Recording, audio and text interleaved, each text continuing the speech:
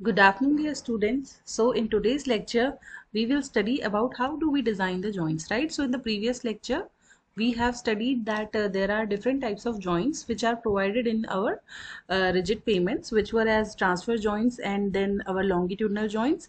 And then in the previous lecture, we just studied about their introduction, that where they are placed and what is their function. But in today's lecture, we will see that how do we design them, and we will basically see the designing of our expansion joint, right? So we'll write here expansion joint, right? So basically before studying the designing, let's study about the IRC recommendation for the expansion joint. So what are the IRC recommendations while we design, which we have to keep in mind while we design this expansion joint, है ना? Joint, let's revise, दो type के joints थे, longitudinal joints which are placed along the direction of pavement, जो उसकी longitudinal axis है along the length जो place होते हैं, and then transverse joints which are placed perpendicular to the length, right. So the first recommendation for the expansion joint is that the gap of expansion joint should be designed such that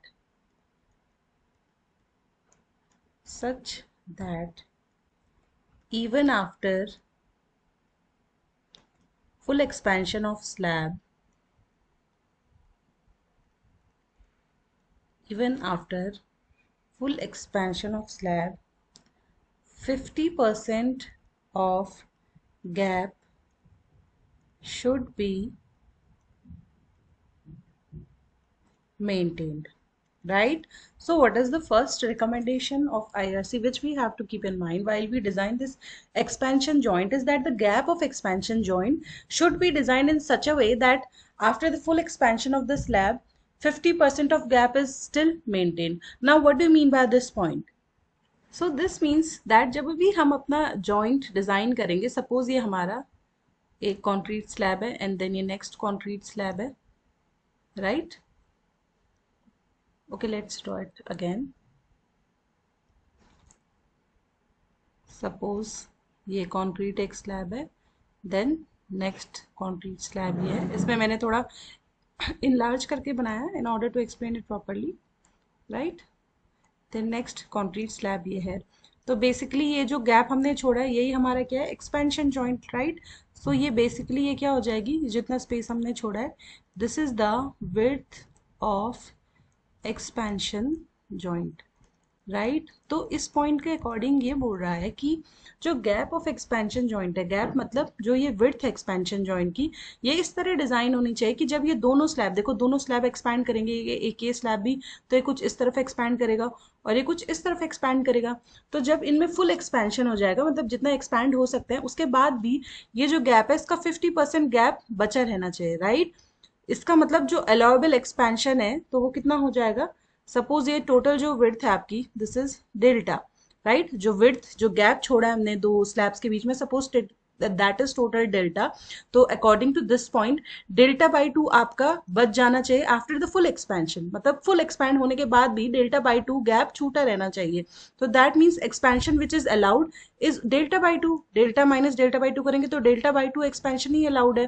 तो delta by 2 को भी हम further जब divide करेंगे, right, तो क्या होगा, मतलब सपोज ये एक्सपैंड हो रहा है तो मैक्सिमम ये फुल एक्सपैंड होके इतना आ रहा है, राइट, फॉर एग्जांपल, और सपोज ये भी एक्सपैंड हो रहा है और ये मैक्सिमम एक्सपैंड होके फुल इतना आ रहा है, तो ये जो मैक्सिमम एक्सपेंशन होना चाहिए, अलाउएबल एक्सपेंशन, ये हो जाएगा डेल्टा बाई 2 और ये भी हो जाएगा delta by 2, right? Sorry, this will be delta by 4 and delta by 4, because according to this point ये है कि गैप इतना होना चाहिए कि जब ये फुल एक्सपैंड भी कर जाएंगे दोनों स्लैब्स, राइट, जिनके बीच में गैप है, जब वो फुली एक्सपैंड भी हो जाएंगे उसके बाद भी जो स्पेस बचना चाहिए, वो ये जो स्पेस बच रहा है, that should be of delta by 2, मतलब हाफ ऑफ विड्थ, जितनी विड्थ हमने दी है उस एक्सपेंशन जॉइंट की, उसका हाफ हमारा बच जाना चाहिए, राइट? सो इसीलिए जो अलाउएबल एक्सपेंशन होता है आपके एक्सपेंशन जॉइंट का, वो सिर्फ होता है डेल्टा बाई 2, जहां पे कि डेल्टा क्या है, उसकी विड्थ है, एक्सपेंशन जॉइंट की विड्थ है, right? So this was the meaning of first point. Now the next point is कि अकॉर्डिंग टू दिस आईआरसी जो भी ये आप गैप कर रहे हैं राइट, तो उसमें हम बाद में क्या करते हैं, क्योंकि हमने अभी जब पेमेंट हम कंस्ट्रक्ट करेंगे तो उस टाइम पे क्या होगा, उस समय तो एक्सपेंशन एकदम से होगा नहीं, तो इसलिए जब हम बना देंगे उस गैप को, तो उसके बाद हम उसमें क्या भरते हैं, फिलर मटेरियल, राइट, क्योंकि उस गैप को हमें भर के रखना पड़ेगा, राइट। तो ये जो फिलर मटेरियल है, तो next recommendation is that filler material for expansion joint must have 50% compressibility, 50% compressibility in order to allow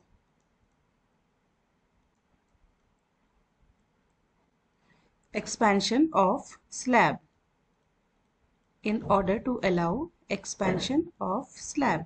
and ये जो फिलर मटेरियल हम यूज करते हैं, इसके एग्जाम्पल होते हैं आपके कॉर्क, राइट, और फाइबर बोर्ड, फाइबर बोर्ड।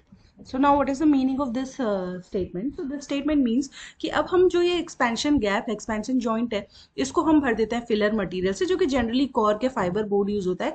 और जो फिलर मटेरियल हम यूज करेंगे उसकी जो कंप्रेसिबिलिटी होती है, होनी चाहिए। कंप्रेसिबिलिटी मतलब जब उस पर फोर्स लगेगा तो वो कितना कंप्रेस हो सकता है, जब उस पर कंप्रेसिव फोर्स लगेगा, तो इसकी ऑलमोस्ट 50% कंप्रेसिबिलिटी होनी चाहिए, सो दैट स्लैब आराम से आपका एक्सपैंड हो सके। और 50% कंप्रेसिबिलिटी यहाँ पे इसलिए बोलिए बिकॉज 50% हमने यहाँ पे पढ़ा था पॉइंट कि 50% गैप मेंटेन होना चाहिए, तो जो मटेरियल है that should have compressibility of 50%, उससे ज्यादा नहीं होना चाहिए, क्योंकि उससे ज्यादा हम according to the first point हम ज्यादा एक्सपेंशन अलाउ नहीं करते हैं, 50% का गैप स्टिल मेंटेन रहता है। तो इसीलिए जो भी मटेरियल हमने यूज किया उसकी 50% कंप्रेसिबिलिटी होनी चाहिए। इसके एग्जाम्पल है हमारे कॉर्क और fibre board, right. So this was the second recommendation. Now the third recommendation is, third recommendation ये कहती है that the width of expansion joint, this is a important recommendation, width of expansion joint maximum width that should not be greater than 2.5 centimeter, right। and दूसरा इसमें है spacing of expansion joint should not be greater than 140 meter। now what do you mean by this width and spacing? तो जैसे हमने पढ़ा था, ये figure हमने देखा था, राइट। सपोज ये एक स्लैब है और ये एक स्लैब है, तो ये जो इसकी विड्थ है कॉन्ट्रैक्शन जॉइंट की, राइट, ये जो इसकी विड्थ है जिसको कि हम गैप भी कहते हैं, ये विड्थ 2.5 सेंटीमीटर से ज्यादा नहीं होना चाहिए, राइट। तो मैक्स अगर आप किसी क्वेश्चन में सॉल्व कर रहे हैं, it is coming greater than 2.5, then we have to provide just 2.5 centimetre. And then the spacing, spacing मतलब देखो आपने कितने डिस्टेंस बाद प्रोवाइड किया है, इतने डिस्टेंस के बाद आपने एक गैप प्रोवाइड किया है जॉइंट, ऐसे ही ये जो स्लैब होगा इसके बाद भी आप प्रोवाइड करेंगे, तो फिर अगेन आपने इतने डिस्टेंस के बाद, तो ये जो डिस्टेंस है यानी स्पेसिंग है एक्सपेंशन जॉइंट्स के बीच की, जो कि कुछ नहीं है, it is the length of the slab, ये स्लैब की लेंथ है, और इसी को हम कह सकते हैं spacing between the expansion joints. So this spacing between the expansion joint should not exceed a distance of 140 metre, मतलब 140 मीटर के बाद आपको प्रोवाइड करना ही करना होगा व्हाट, एक एक्सपेंशन जॉइंट। उससे कम डिस्टेंस में भी कर सकते हैं, लेकिन उससे ज्यादा आपका ये स्पेसिंग नहीं होनी चाहिए। So these were the 3 recommendations by IRC for the expansion joint. Now we will see that how do we design this expansion joint. तो its designing is very simple that देखिए सबसे पहले क्या होगा, हम ये हमारा एक्सपेंशन जॉइंट है, तो हमें बेसिकली इसकी स्पेसिंग निकालनी होती है कि हम कितनी कितनी स्पेसिंग में इसको प्रोवाइड करेंगे, या sometimes we have to calculate its width कि कितनी विड्थ हम निकालेंगे। तो सिंपल फॉर्मूला होता है इसमें, अभी हमने पढ़ा था कि अलाउएबल एक्सपेंशन हम कितना करते हैं, राइट। अगर ये जो विड्थ है ये डेल्टा है, जो गैप है अगर वो डेल्टा है, तो जो अलाउएबल एक्सपेंशन होगा वो कितना है, हमने भी पढ़ा है डेल्टा बाई 2, क्योंकि 50% गैप मेंटेन होना चाहिए फुल एक्सपेंशन के बाद भी, तो that means allowable expansion delta by 2 है। अब आप सबने सोम में भी पढ़ा होगा और मैनी सब्जेक्ट्स में पढ़ा होगा कि टेम्परेचर के चेंज के कारण, टेम्परेचर के राइज के कारण जो भी एक्सपेंशन होता है किसी भी चीज का, राइट, तो उसका जो फॉर्मूला होता है एक्सपेंशन ऑफ स्लैब, वो क्या हो जाएगा, L यानी लेंथ ऑफ स्लैब हो गया, ठीक है, into alpha which is the temperature coefficient into delta T. ये फॉर्मूला आपने ऑलमोस्ट बहुत सारे सब्जेक्ट्स में पढ़ा होगा। तो ये जो एक्सपेंशन होता है स्लैब का due to rise in temperature, वो होता है L alpha delta T, right. यहाँ पे डेल्टा टी को हम क्या लिख सकते हैं, डेल्टा टी हो सकता है आपका, delta T equals to T maximum minus T construction. T maximum मतलब कितना राइज हो गया है टेम्परेचर, एंड टी कंस्ट्रक्शन मतलब कितना कंस्ट्रक्ट करते टाइम कितना टेम्परेचर था आपका। तो डेल्टा टी इस तरीके से कैलकुलेट हो सकता है, राइट। अब हम इन दोनों को इक्वेट कर देंगे क्योंकि अलाउेबल एक्सपेंशन इतना ही अलाउड है, और एक्सपेंशन का जो फॉर्मूला है कितना एक्सपेंशन होगा ये होगा। तो when we'll equate these two, delta by two equals to L alpha delta T. तो यहाँ से हमें जो एल का फॉर्मूला मिल जाएगा that will come as delta by 2 into alpha into delta T, और इसको हम ऐसे भी लिख सकते हैं delta upon 2 into alpha into T M minus T C, right? So this is the formula to calculate the length of expansion joint और spacing of joint। वाइसी versa question में आपको स्पेसिंग दे सकता है और वो पूछ सकता है कि विड्थ कितनी होगी, कितना हम गैप प्रोवाइड करेंगे एक्सपेंशन जॉइंट का, तो उससे आप ये डेल्टा से निकाल सकते हैं, राइट। लेंथ की वैल्यू पुट करके आप डेल्टा से विड्थ ऑफ एक्सपेंशन जॉइंट्स भी हम निकाल सकते हैं। So this was the simple method to design this expansion joint. So now let's solve a question based on its designing. So the question is like this. Let's write the question that if width of expansion joint is 2 centimeter and temperature at the time of construction of slab is 20 degrees Celsius, then find the spacing between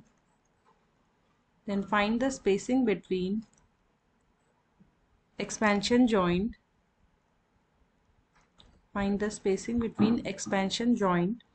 for maximum temperature of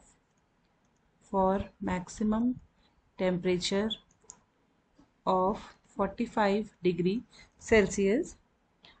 Take alpha equals to 1.2 into 10 to the power minus 6 per degree Celsius, right?